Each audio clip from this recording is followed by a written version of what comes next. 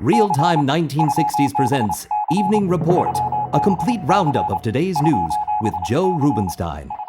Good evening. The Soviets explode the most powerful weapon ever created. Dr. Martin Luther King gets a mixed reception in Great Britain. President Kennedy hits the campaign trail. Former Vice President Nixon gives Governor Rockefeller some advice. And a very good week for the man who caught Roger Maris's 61st home run ball. Those are the headlines. The details after this message. Having trouble with your food budget? Well, one place where it's possible to save money is at the meat counter. Of course, most of us prefer top-grade steaks and chops. But they take a big bite out of the food budget. Many of the less expensive cuts, however, are just as nutritious, and with a little cooking know-how, can be made just as tasty. And don't overlook kidneys, beef tongue, and brains. So here's today's good hint for good health from the Metropolitan Life Insurance Company. Learn how to keep your food costs down without sacrificing good nutrition. The Soviet Union set off the largest man-made explosion in history today by testing a hydrogen bomb of 50 megatons. The force of the explosion was over 1,500 times greater than the two bombs dropped on Hiroshima and Nagasaki combined. The bomb was dropped at 3:30 a.m. New York time over the Soviet test range on the Arctic island of Novaya Zemlya. The mushroom cloud created by the explosion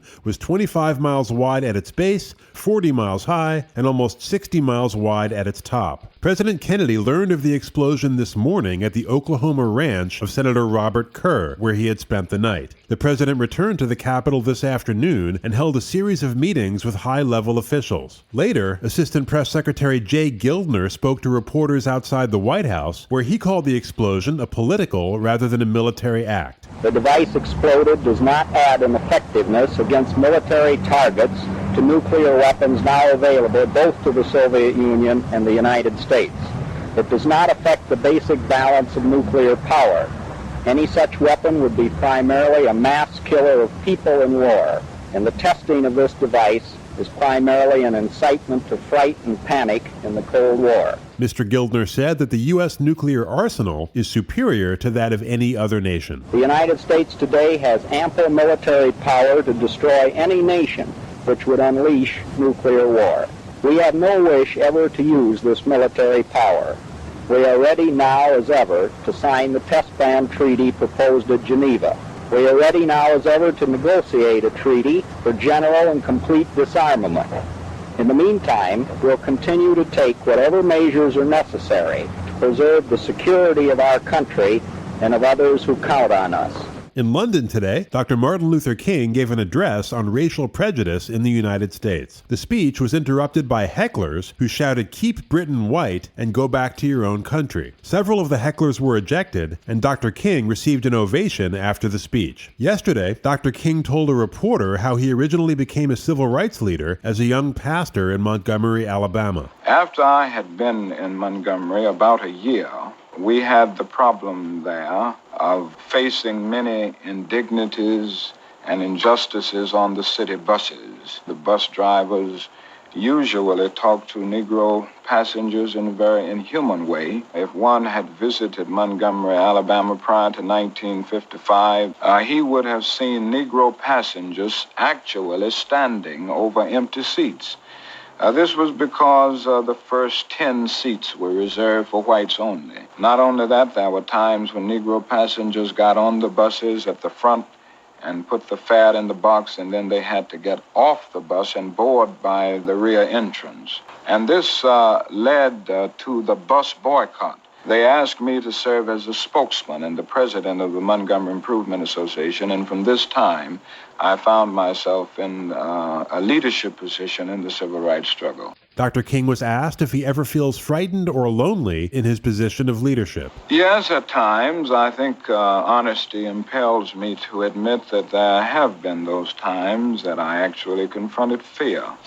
But I have always had something that gave me an inner sense of assurance and an inner sense of security in the final analysis. Even in the moments of loneliness, something ultimately came to remind me that in this struggle, because it is basically right, because it is a thrust forward to achieve something not just for Negro people, but something that will save the whole of mankind, And when I have come to see these things, I always felt a sense of cosmic companionship, so that the loneliness and the fear have faded away because of a greater feeling of security because of commitment to a moral ideal.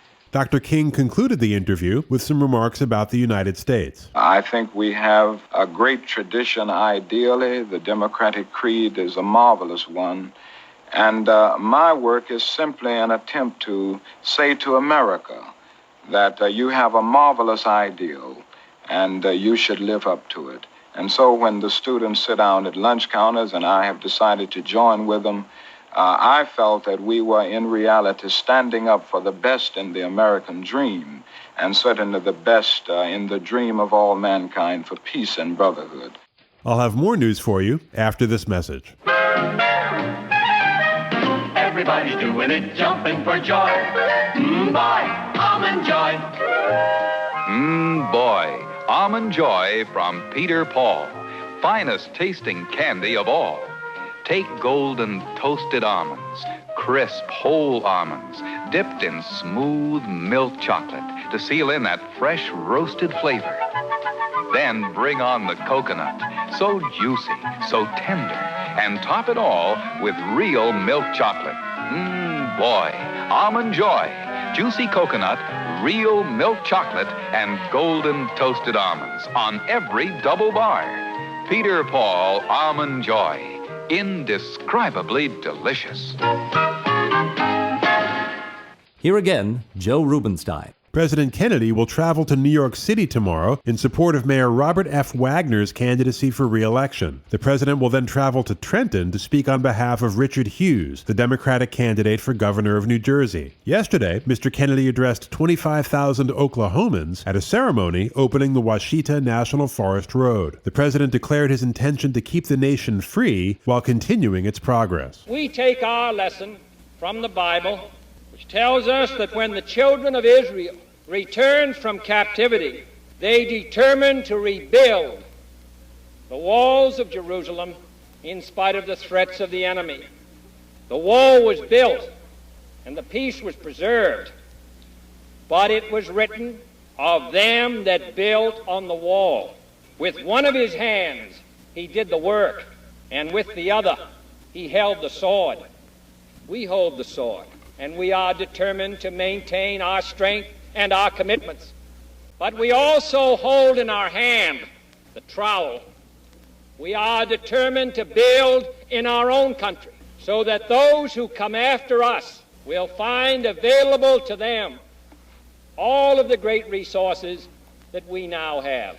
In Syracuse today, former Vice President Nixon advised Governor Rockefeller of New York to prove himself the strongest Republican presidential candidate in 1964 by actively competing in state primaries. Mr. Nixon said that he will endorse no one for his party's nomination until all potential nominees have been tested in the primaries, adding that he himself will not be on the presidential ballot. I shall not be a candidate for President of the United States in 1964.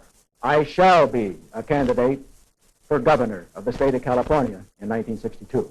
In a campaign just a year ago, we heard about the new frontiers for America. California is the frontier, and I want the first state of this nation to be a proud example for all the people of America. Sports, right after this. This is Connie Francis. How well stocked is your kitchen?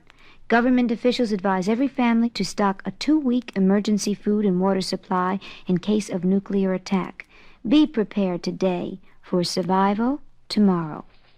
The Green Bay Packers, current leaders of the National Football League's Western Conference, scored 3 touchdowns in the first half yesterday on the way to a 28-10 victory over the Minnesota Vikings. Bart Starr passed for 2 touchdowns, Paul Hornung for 1. Yesterday's game was the last before the scheduled Army call-ups of Green Bay linebacker Ray Nitschke and receiver Boyd Dowler. Hornung, currently on a medical deferment from his reserve unit, entered the U.S. Naval Hospital in Great Lakes, Illinois today for an examination. The former Heisman Trophy winner has been suffering from a pinched nerve in the neck. And finally tonight, Sal Durante, the 19-year-old Brooklyn truck driver who caught Roger Maris's 61st home run, arrived in Sacramento today with both the ball and his new bride, the former Rose Calabrese, 17 years old. They were married in New York yesterday. Restaurant owner Sam Gordon met the couple at the airport and said that he would give Mr. Durante a $5,000 check for the ball, which Mr. Gordon will then present to Maris at a ceremony this weekend. Regarding his plans for the $5,000,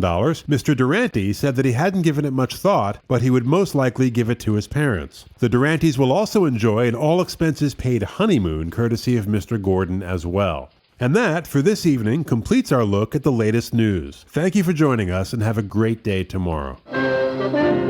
This has been your Evening Report, a roundup of the latest news with Joe Rubenstein.